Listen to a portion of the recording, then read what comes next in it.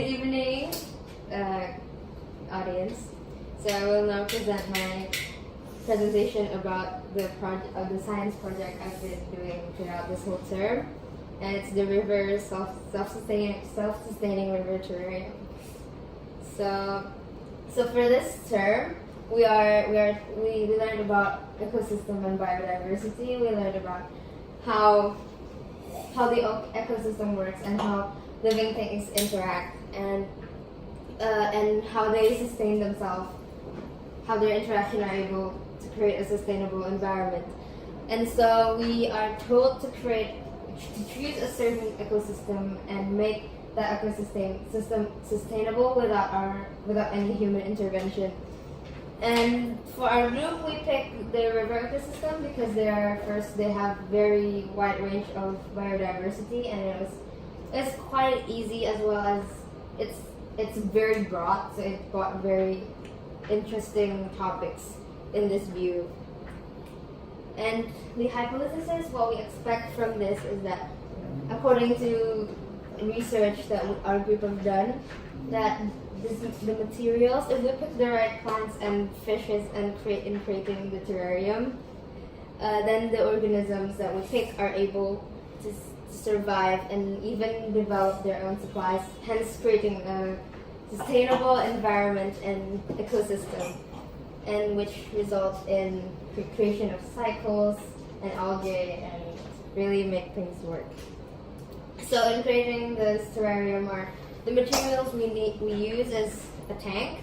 We need fresh water, activated carbon to clean up the water, gravel and pebbles, plants, driftwood, landscape rocks, and for the organisms we use 2 water snails, guppy fish, moss, and 2 sucker-mouth fishes atau ikan sapu-sapu.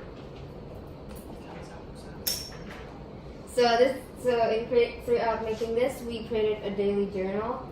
So it's like what we did and the result of it. The first week, all we did is just bringing the materials and then building the base and the decoration. So driftwood, the landscape rocks, and then we created the pebbles and activated carbon. The 4th and 3rd week, we didn't actually do much. Here we kind of delayed our work, but in the end we bought plants and the sucker-mouth fish, but we put them in a separate tank since our tank wasn't ready. Meanwhile, we still designed the inside of the terrarium. And here we're at. And the last 2 weeks of the making, we finally added water, and we finally added the plants and the sucker-mouth fish, as well as the guppy fish and everything. However, then we added more snails and changed a little bit from the plan. And so what changed is that we changed the amount of organisms we use. And our plan is to use 5 guppy fishes, but now we use 6. And then we plan to use 3 snails. However, we use only 2, and our plan is also to use 1 ikan sapu-sapu, but we ended up with 2. Another thing is that we changed the type of plants and everything.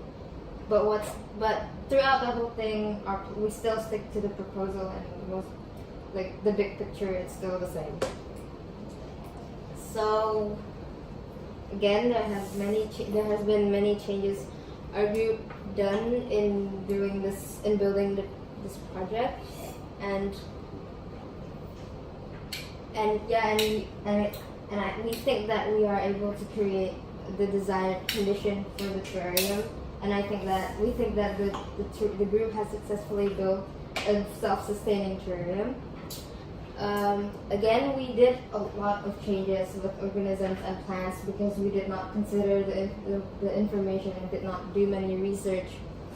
But it wasn't significant enough to change the whole thing, and it didn't really impact on the result. But personally, I think that it's even better than change it a bit. And yes.